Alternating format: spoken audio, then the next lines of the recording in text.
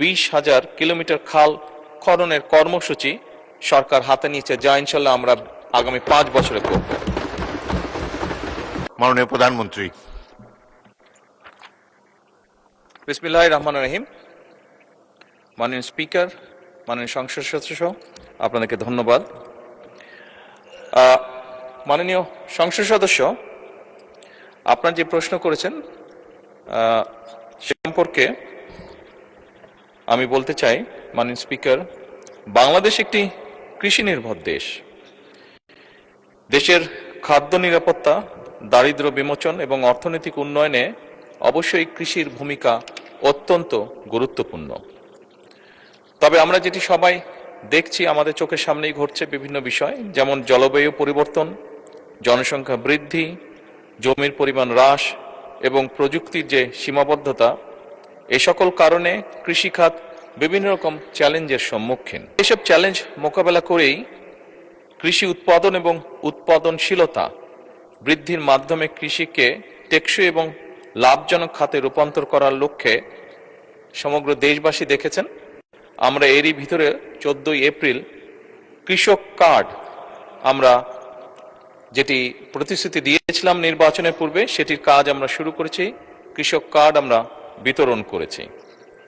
এই কার্ডের মাধ্যমে আমরা কৃষকদের কাছে 10টি সেবা, যথা ন্যায্য মূল্যে কৃষি উপকরণ বিতরণ, সরকারি ভর্তুকি ও প্রণোদনা প্রদান, স্বল্প মূল্যে কৃষি যন্ত্রপাতি সরবরাহ, ন্যায্য মূল্যে সেচ সুবিধা, সহজ শর্তে কৃষি ঋণ, কৃষি বীমা সুবিধা, ন্যায্য মূল্যে কৃষি পণ্যের বিক্রয়ের সুবিধা, কৃষি বিষয়ক প্রশিক্ষণ, ডিজিটাল প্ল্যাটফর্মে আবহাওয়া এবং বাজার তথ্য প্রাপ্তি সহ ফসলের রোগবালাই দমনের পরামর্শ প্রদান, এই সকল বিষয় আমরা কৃষকদের কাছে পৌঁছে দেওয়ার চেষ্টা করব এবং ইনশাল্লাহ আমরা পৌঁছে দিতে সক্ষম হব।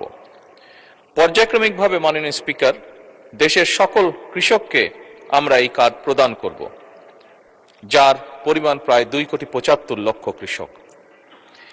মাননীয় স্পিকার, এছাড়াও কৃষির উন্নয়নে বর্তমান সরকার আরো অনেকগুলো সময় উপযোগী পরিকল্পনা গ্রহণ করেছে।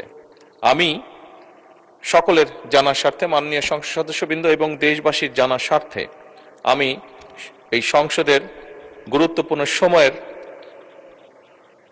ভিতরে এই বিষয়গুলি সংক্ষেপে তুলে ধরতে চাই। প্রথমত, কৃষি উৎপাদন ও উৎপাদনশীলতা বৃদ্ধির জন্য সরকার উন্নত ও উচ্চ ফলনশীল বীজ, সুষম সার ব্যবহারের পাশাপাশি আধুনিক সেচ ব্যবস্থা সম্প্রসারণের পরিকল্পনা নিয়েছে।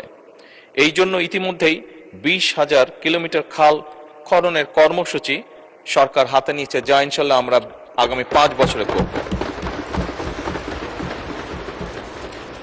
কৃষি যন্ত্র কিরণের ভর্তুকি প্রদান করে ট্রাক্টর, হারভেস্টার, রিপার সহ বিভিন্ন যন্ত্রপাতি কৃষকদের কাছে সহজলভ্য করার পরিকল্পনা বর্তমান সরকারের রয়েছে।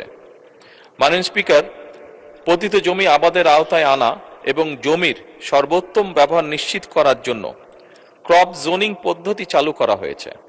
এর মাধ্যমে নির্দিষ্ট অঞ্চলের মাটি, আবহাওয়া ও পরিবেশ উপযোগী ফসল নির্ধারণ করা হয়। তার ফলে জমির অপচয় কমে এবং ফসলের উৎপাদন বৃদ্ধি পায়।